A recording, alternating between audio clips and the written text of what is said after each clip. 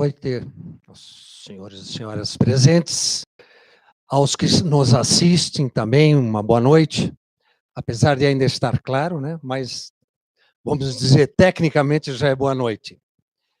Me coube a honrosa tarefa de abrir o evento de hoje, e para falar um pouquinho, falar de fato muito pouco, porque quem vai falar um pouco mais é o nosso colega Fabrício, né, que já, em nome das entidades, gostaríamos de agradecer a essa disposição de vir aqui falar de um assunto extremamente importante e de um assunto que inexoravelmente fará parte das nossas vidas num futuro muito próximo. Eu digo inexoravelmente porque quem não se atualizar na forma de trabalhar arquitetura e urbanismo deixará de ter um mercado importante para o seu vínculo com a profissão. Mas, antes de falar um pouquinho mais sobre isso, eu gostaria de dizer do porquê que eu estou abrindo a sessão hoje. Não é porque eu fui conselheiro do CAL por 2 mandatos, o primeiro e o segundo mandato, não foi porque eu fui e ainda sou amigo de muitas pessoas que ainda trabalham aqui no CAL e que já trabalharam, mas sim porque eu continuo vinculado a entidades principalmente a uma das entidades nacionais de arquitetura e urbanismo, que é a ABEA.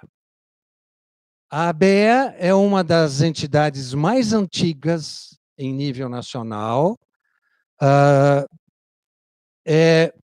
Talvez eu não posso afiançar assim, com uma segurança total, mas a segunda mais antiga, porque a primeira é o IAB, e a ABEA é uma entidade que nasceu nos anos 70, como uma associação formada por dirigentes de escolas de arquitetura e urbanismo. Mais tarde, essa entidade se transformou, se atualizou e não mais representou escolas de arquitetura, mas sim uma associação de ensino de arquitetura e urbanismo, fazendo com que pudessem participar não apenas os dirigentes, mas também professores, também alunos, também pessoas interessadas no ensino de arquitetura e urbanismo. E nessa área do ensino, os senhores sabem que o número de escolas no nosso país aumentou um pouco, né? Inclusive depois da LDB, mas depois da criação do CAL, me lembro, na primeira reunião, a gente, nas negociações para a acreditação de cursos de arquitetura no Brasil, junto ao Mercosul, os nossos parceiros de Argentina, Uruguai e Paraguai, principalmente, estavam apavorados porque nós tínhamos em torno de 200, grosso modo, 200 escolas de arquitetura no Brasil, e na Argentina não chegava a 30. Os senhores têm ideia de quantas escolas de arquitetura eu digo tínhamos, porque a estatística é de 2 semanas atrás?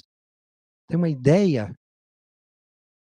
750 escolas de arquitetura.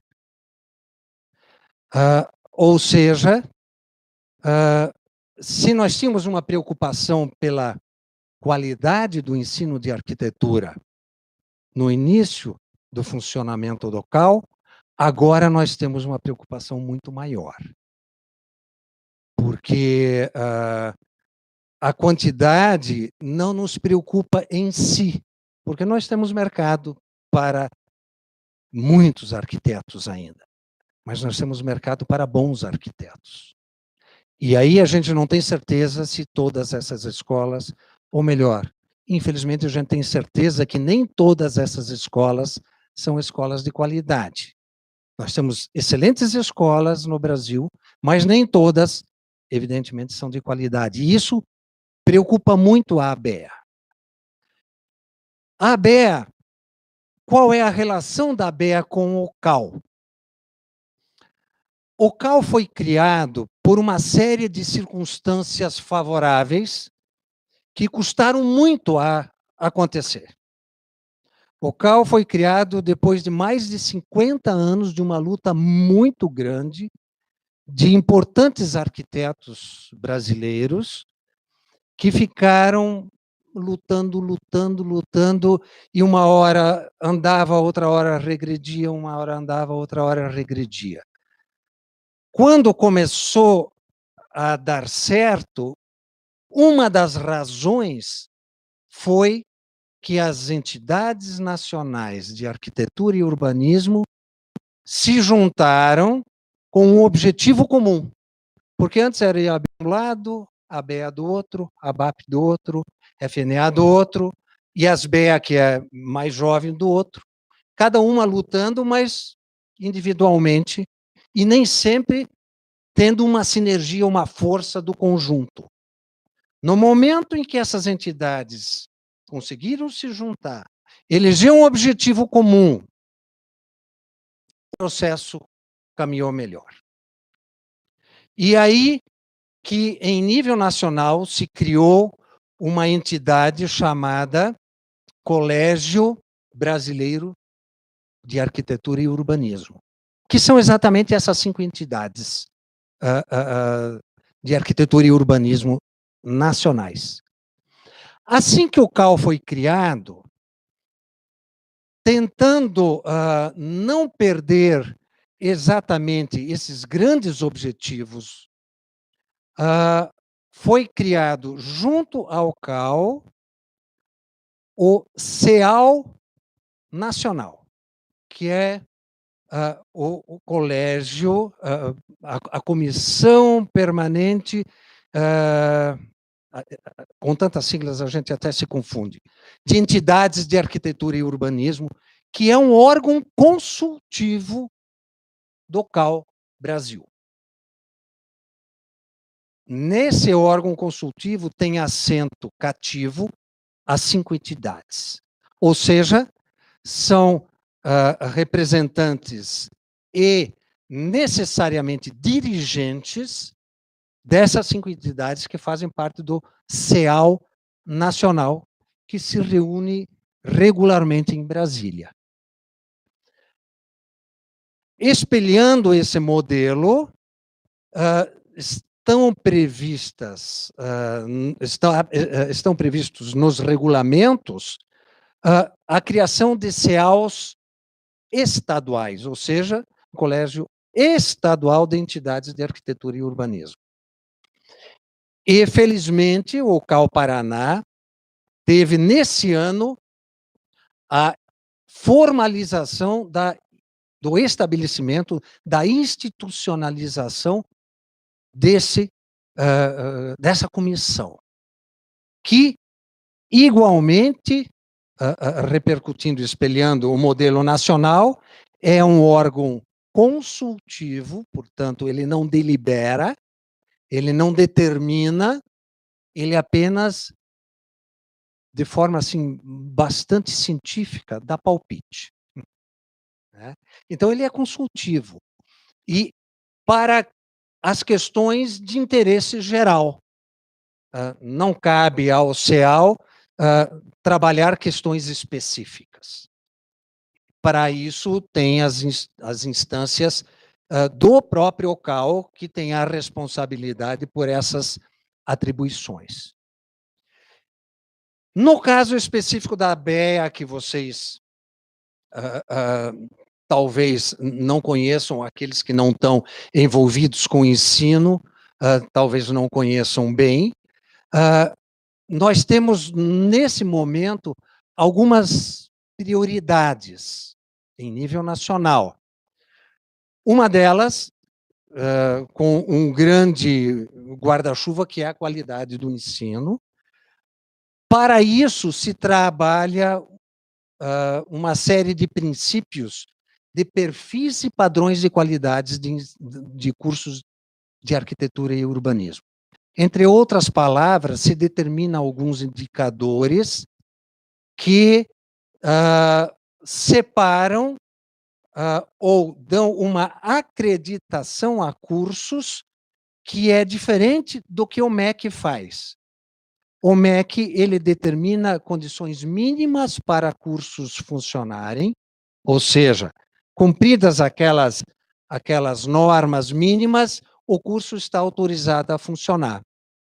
Esses perfis e padrões de qualidade da ABE, que o MEC incorpora no seu processo de avaliação, é uma régua mais alta para separar qualquer curso de um curso bom. Essa é uma das bandeiras. Atualmente se tem uma preocupação enorme com cursos de arquitetura e urbanismo ofertados com 100% à distância, ou com aqueles semipresenciais que disfarçam o 100%, porque o semipresencial, a pessoa tem que ir na instituição para fazer inscrição e para fazer um exame, talvez. Aí é semipresencial. Na prática, ele é 100% à distância. E aí, equivocadamente, alguns falaram, não, mas o curso à distância é uma modernidade, é uma nova metodologia didático-pedagógica que veio para ficar. Tanto é que Harvard tem cursos à distância muito bem conceituados. Ninguém discorda disso. Quantas das nossas escolas de arquitetura têm a qualidade de uma Harvard? É muito mais difícil fazer um curso à distância. Quantas das nossas escolas não conseguem ser bons cursos presencialmente? O problema do curso à distância é exatamente o entendimento do que seja à distância e que não se utilize esse instrumento como uma forma simplesmente de fazer negócio. Vamos ser assim mais diplomáticos. Tá? Mas sim que se utilize o instrumento como uma alternativa de ter uma metodologia diferente, complementarmente às demais metodologias didático-científicas que existem à nossa disposição hoje. Essa é uma das nossas preocupações. A outra grande preocupação está na acreditação dos cursos, que nós definimos determinados padrões de qualidade, mas isso não está institucionalizado, porque não é a ABEA que cabe determinar isso, mas sim aos órgãos fiscalizadores e que fazem o monitoramento das escolas oficiais, né, que a ABEA é uma associação. Ela é ouvida pelo MEC, pela Secretaria de Ensino Superior, mas ela faz manifestações de avaliação de novos cursos, mas quem faz a outorga ou a autorização da abertura é o MEC. Deixa eu ver se eu esqueci de alguma coisa, deixa eu dar uma olhada na minha colinha aqui. Enfim, dentro da comissão de especialistas do MEC, a ABE é uma, ou talvez a principal entidade. E, finalmente, agora, entrando no assunto, já vou passar a palavra para o Fabrício, sobre o BIM. BIM, há pouco tempo atrás, era uma palavra uma sigla que não queria dizer muita coisa. Em outros países, já não se fala mais como novidade, né? Já é, como eu falei no início, já faz parte dos processos, assim como aqueles que são jovens há mais tempo, né? Que aprenderam desenho arquitetônico e passavam a limpo com caneta grafos. Alguém já ouviu falar dos mais jovens? O que é isso? Né? Não faz muito tempo, foi ontem. Né? A gente aprendeu a usar caneta grafos. E na época, quem não sabia usar caneta grafos não conseguia fazer um projeto executivo, um projeto final. No futuro próximo, quem não tiver familiarizado com o BIM, não vai estar sabendo usar caneta grafos. É da mesma forma importante quanto ou é vocês se capacitarem para trabalhar para alguém. Né? Então, eu só queria dizer da satisfação e dizer que os bons cursos de arquitetura e urbanismo ou já têm no seu conteúdo programático o BIM, ou estão incorporando, porque não precisa ter uma disciplina chamada BIM, porque isso é um instrumento, você utiliza ele. Você não é arquiteto porque você sabe usar BIM. Você é arquiteto e urbanista porque você sabe fazer arquitetura e urbanismo. Quer seja utilizando a caneta grafos, quer seja utilizando o BIM. E que não é CAD, tá? Também há uma grande confusão, que não, agora o software vai fazer os desenhos sozinhos. Vocês vão ver que não é nada disso. Tá? E, portanto, eu fico satisfeito que nós temos pessoas interessadas, muitas pessoas nos assistindo, e que vocês tirem muito proveito da palestra que o Fabrício vai nos dar, que eu quero novamente agradecer e desejar um bom aproveitamento a todos vocês. Tenham uma boa palestra. Obrigado, professor. Boa noite, gente. Boa noite ao pessoal que está pela internet assistindo. Meu nome é Fabrício Canuto, eu sou arquiteto e urbanista, formado pela FAU UFRJ do Rio de Janeiro, Federal do Rio de Janeiro, no período de 1990 a 1997. Eu fiquei 7 anos dentro da universidade. Tive uma preocupação enorme em não me formar rápido e ter uma experiência profissional em estágios em escritórios de arquitetura. E hoje eu estou estudando na UFPR, na Engenharia Mecânica, energias renováveis, produção de energia através de painéis solares, eólicos e assim por diante. Tá? Bom, em 1990, quando eu comecei a estudar arquitetura, no final deste ano, um professor de geometria descritiva 2, Francisco, dava aula para a gente num bichinho desse aqui, ó, um personal computer da IBM. O Brasil comprava muito desses computadores nessa época. E existia também esse carinha aqui, ó, da Macintosh, que muito pouca gente tinha, porque era muito caro. Então, nós começamos a estudar nesse daqui, no AutoCAD 4.0, super empolgado, achando que estava fazendo uma coisa do futuro. E, lógico, isso evoluiu muito. Hoje ficou para trás. Mas eu tinha 2 colegas, o Vitor e o Abacaxi, eu nem sei o nome dele, a gente só conhece ele pelo apelido, que tinham esse carinha aqui. Opa, volta ali, apertei o botão errado. Tinham esse carinha aqui. E falavam, Fabrício, isso que você está estudando é horrível. Vai para o Macintosh, estuda o Minicad. Pô, Minicad? Isso deve ser uma miniatura do AutoCAD. Não quero saber. Vou estudar o AutoCAD.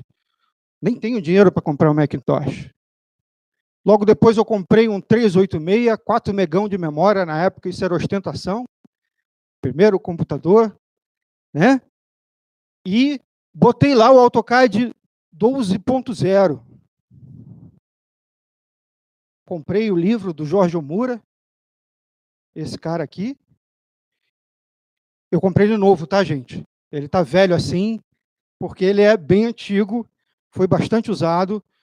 Li ele inteiro, aprendi, achava que sabia tudo de computação gráfica, aprendi tudo do AutoCAD, sabia fazer programação dentro do AutoCAD. E aí, aprendi também o 3D Studio, hoje o 3D Max.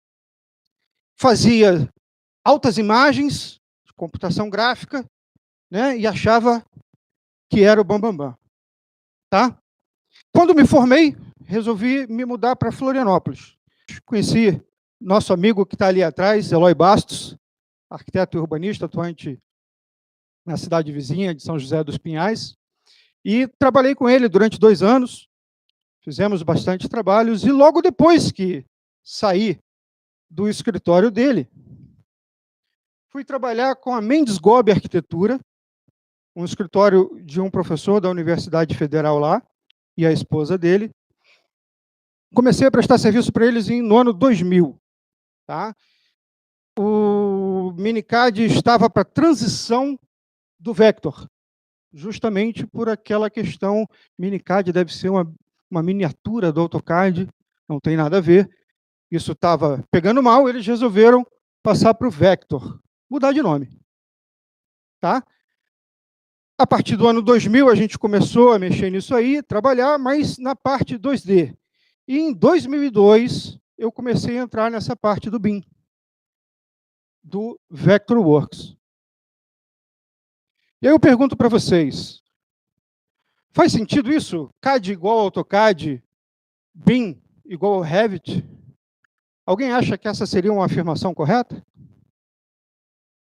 Todo mundo concorda que isso não é verdade? Então, todos nós concordamos que BIM versus CAD é diferente de Revit versus AutoCAD. Então, temos aqui uma definição. Computer Aided Design, desenho assistido por computador. Essa é a definição de CAD. Ou seja, é uma prancheta eletrônica. Todo programa que trabalha com computação gráfica, com design, é um CAD. CorelDRAW é um CAD. AutoCAD é um CAD. Mas não é o único CAD. E aí, eu aprendendo CAD aqui e aqui, descobri que esse cara, o Minicad, desde 1990, na verdade, ele iniciou, ele foi lançado, se eu não me engano, em 85, mas foi na década de 80, ele já era um software que trabalhava com BIM. Gente, BIM é você trabalhar com um modelo e, a partir desse modelo, você extrair as informações para a obra, para aprovação na prefeitura. Então, você trabalha a partir de uma visão sistêmica, de um modelo tridimensional. Então, aqui, um exemplo de um trabalho feito, né? Ele tem o Vector e tem Photoshop, outro CAD. Ele serve para desenho? Ele é no computador? Ele é um CAD. Tá, gente? Vamos abolir essa ideia de CAD é AutoCAD. É um CAD raster. Trabalha ponto a ponto, mas é CAD. Aí tem alguns exemplos, tá, gente? De coisas que a gente já fez. Para ter uma ideia, isso aqui é um prédio lá em Florianópolis. Ele não foi executado dessa forma. A construtora Junks vendeu o terreno junto com o projeto e eles resolveram trocar o projeto. Então, isso aqui é só uma maquete eletrônica com o prédio inserido. Muito bem. Aqui, Revit, Vectorworks e AutoCAD, alguns exemplos que a gente tem de softwares que são BIM. E eu vou mostrar para vocês um trabalho realizado há pouco tempo atrás. É um edifício misto, comercial e residencial. Eu fui autor do projeto arquitetônico, alguns dos projetos complementares, com exceção do estrutural e do Corpo de Bombeiros, que eu comecei a fazer, e no meio do caminho vi que a burocracia era muito grande e resolvi passar a bola para um profissional que já estivesse atuando há mais tempo nessa área. Bom, eu vou pegar então aqui e vou mostrar para vocês o software. Então aqui é a primeira prancha. Aqui um estudo preliminar do mesmo projeto, tá? Eu vou passando na ordem que está organizada no software. Aqui o projeto para aprovação na prefeitura, tá? Já da planta do térreo, vai alternando em estudo e planta para aprovação, certo? Isso tudo aqui, gente, são as plantas geradas a partir de um modelo 3D, que eu vou mostrar para vocês. Ó, esse corte, esse outro corte, essa vista, aqui o projeto de lógica, o corpo de bombeiros, que eu iniciei e desisti, depois passei a bola, foi feito no CAD depois, no AutoCAD. Aqui alguns detalhes para execução de obra. Isso tudo, gente, foi feito eu e meu computador e o pessoal na obra. Tá? Todos os desenhos feitos no Vector. Como é um software muito amigável, fácil de mexer, eu dava conta de fazer sozinho. Aqui é o estrutural, foi feito no AutoCAD, eu passei para cá para poder colocar mais algumas informações.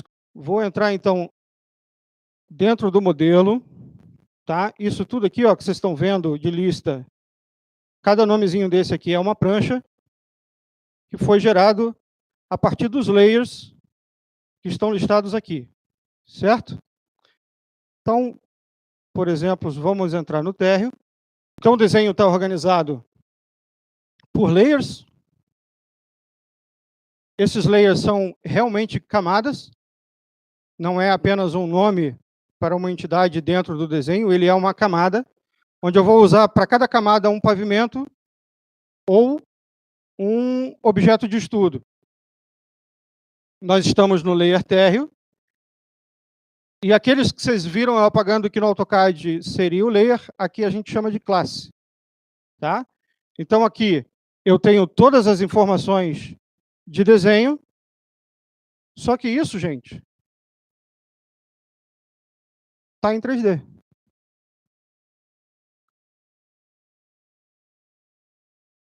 Tá? Eu apenas mudei o ângulo de visão. Eu estava olhando em planta baixa, vamos botar de novo em planta baixa. E mudei o ângulo para um ângulo de perspectiva. Então eu vou pegar o meu estudo, vou desenhar paredes, e não linhas. Eu desenho paredes, eu estabeleço uma altura para ela, eu estabeleço uma espessura, eu estabeleço o material em que ela está constituída, o revestimento, e tiro desse objeto as informações para fazer as plantas e mandar para a obra, mandar para a prefeitura. Uma vez eu estabelecido cada pavimento, eu vou dizer para ele que eu quero que ele empilhe esses layers. Ele vai empilhar esses layers, vou mostrar aqui para vocês. Isso é feito dentro do layer que a gente chama de 3D. É um layer que a gente cria para poder juntar esses pavimentos. Tá? É um 3D bruto, tá, gente? O objetivo aqui é estudar o volume, é estudar a arquitetura. Para fazer a apresentação, a gente pode mandar renderizar em qualquer outro lugar, ele renderiza bonito também, mas a preocupação aqui, a gente já estava com a obra fechada, era um estudo para começar a obra, o objetivo final era aquele cara que a gente viu aqui. Esse era o objetivo. Não estava preocupado em fazer um 3D Lindo e maravilhoso, porque o cliente já estava ganho. Vamos voltar, então. Eu vou mostrar para vocês isso aqui sem a renderização. Planta baixa. Ele está na forma de aramado. Aqui, eu tenho uma linha de corte que, uma vez desenhada, gera esse cara aqui. Tá? Quando eu digo para ele me mostrar o térreo, para fazer um estudo preliminar, eu digo para ele quais são as classes que eu quero que ele me mostre, qual é a escala que eu quero que ele me apresente, eu escolho o tamanho da prancha e ele me apresenta o desenho em escala com as classes que eu quero ver. Se eu estou fazendo uma planta para a prefeitura, então ele vai me mostrar sem o mobiliário, o mesmo desenho feito lá no 3D, e aqui eu vou acrescentar as informações que eu preciso de cota, área do pavimento. Daí eu estou com tudo isso pronto, o cliente vira para mim, Fabrício, essa janela aqui, cara, ficou cara, vamos mudar? Vamos passar por uma janela tal? Vamos, tranquilo. Eu vou lá no modelo, seleciono a janela, peço para ele substituir por outra, e eu tenho todas as minhas pranchas atualizadas. Todas. 3D, planta baixa, corte, tudo. O que vocês acham disso?